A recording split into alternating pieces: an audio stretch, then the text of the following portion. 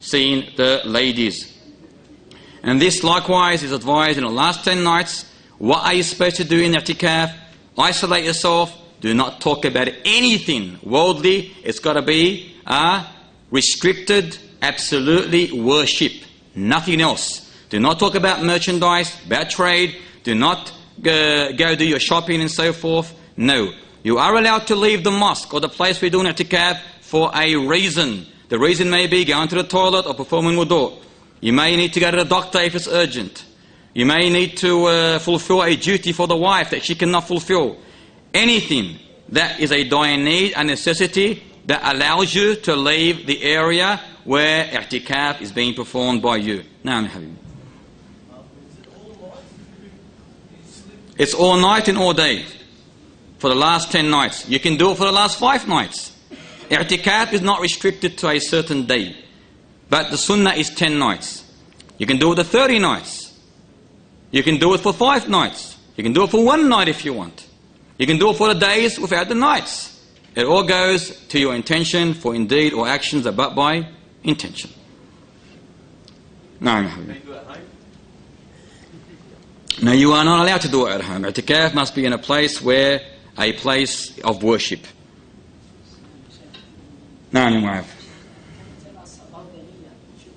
intention, very good Jama'ah. The intention is plays a major role in Islam. Your intention must be intended before the appearance of Fajr for every single night. In other words, for a obligated fast, you are conditioned, your fast is conditioned that you do the intention. And this must be performed before the appearance of dawn. Now the question here comes, are you allowed to intend for the whole 30 days? In other words, Ramadan, say, is on Sunday. Saturday, are you allowed to intend for the 30 coming days? To say, I intend, you do not utter. Be careful. You do not utter. There's no room for utterance for this intention. You intend only with the heart. Your intention, the place for it is in the heart, not on the tongue. When you intend for the 30 days, are you allowed to intend for 30 days? The stronger opinion is that you are allowed. The start of the Ramadan, you say, inshallah, you don't say, you intend that I am going to fast 30 days of Ramadan, and inshallah, that will suffice you for the whole month. If you do not do that, you intend for every single night before the appearance of Fajr. When you wake up for suhoor, isn't that intention already anyway? Absolutely. But what if you do not wake up for suhoor? Absolutely. The intention is there without you intending. However, intend.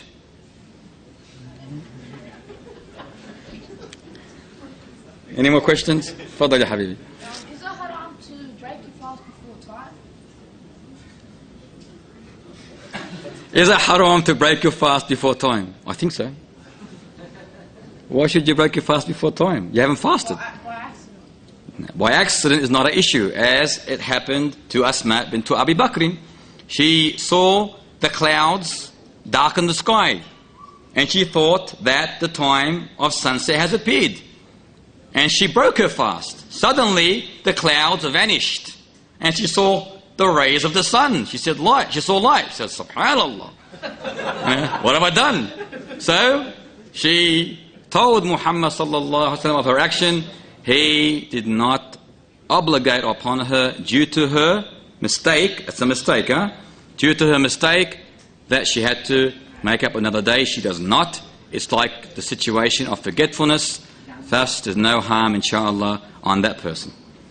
It is something that Allah has blessed you with. So, inshallah, say alhamdulillah.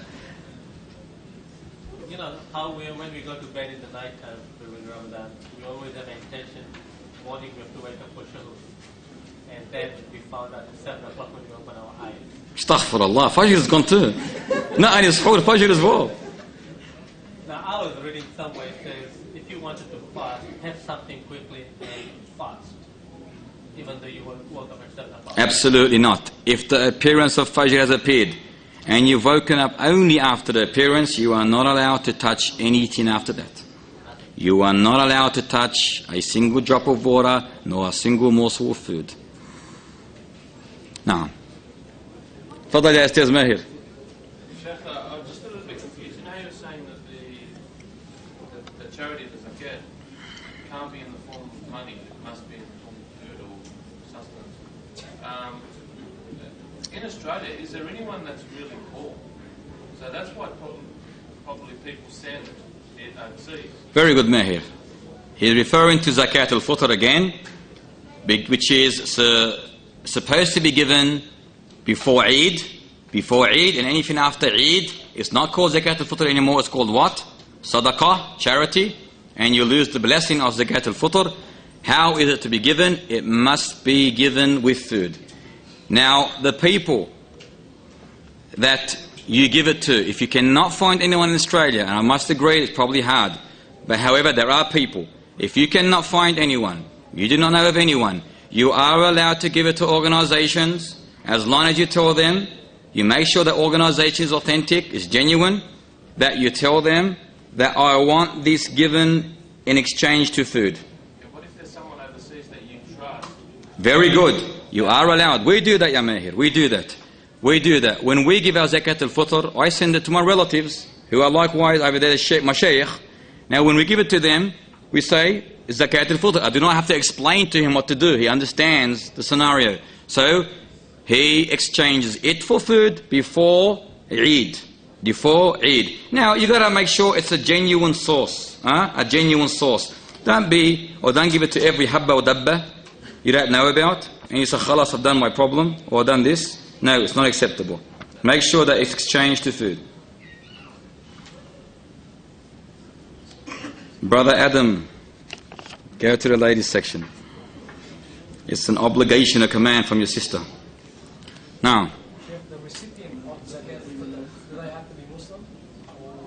does the recipient have to be Muslim? It is highly advised that it is Muslim, especially when there are Muslims in need. Why would you give it to a kafir? However, the scholars have said, if those who are mu'allafatul qulub, which means the reconciliation of hearts, who are close to Islam, and if you believe by giving them this, and they are in need of this, they've got to be in need, they've got to be poor and in need of it, then if you think by giving them this, Zakat al-Fitr, may lead them to Islam, embracing Islam, then it is advised. But however, if they are not interested in Islam, there's no interest at all, it is not advised, nor is it accepted by many scholars to give it to such people. Now, Mr. Jalal. Is it wajib or sunnah? Is your fasting accepted? Is it obligate or is it sunnah? The stronger opinion is it is only sunnah. It is only sunnah. However, it is highly, highly, highly recommended, where many scholars have said it's obligation. But the strongest of the two opinions is it is only optional, but do not leave it. Do not leave it. The shepherd of the flock must give it on behalf of his family if they have not reached or attained the age of accountability, which is puberty or maturity. He must give it on every single person. Even if the delivery is before Eid and the child's only 1 second old. 1 second old, he likewise, the father, must give it on behalf of that child. Now, yes, But if you're going through a divorce, right, and the divorce is not finalised, where you and your wife are officially Islamically divorced, and the time comes, do you still have to give on behalf of her, even though you've been, say, separated for 6 months, 7 months, or whatever? Well, the closest we can say about that is 6, 7 months. Separated, not divorced. Not divorced. So she's more or less hanning at the moment. Yeah. A person like that, it is advised. It is advised, even though she is advised to do it on her own behalf as well. She is advised, because she's accounted for her own duty as well, for her own actions. She's not a young girl. So she is advised to give zakat or derive it from her wealth. If she is unable, you do it. If she is unable, you do it. If that child appears, then it is your duty. Not hers, your duty. But if she's able, Now, even the child, you are responsible for it. Yes. Her responsibility, if she's able, is to give. وآخر دعوانا الحمد لله رب العالمين.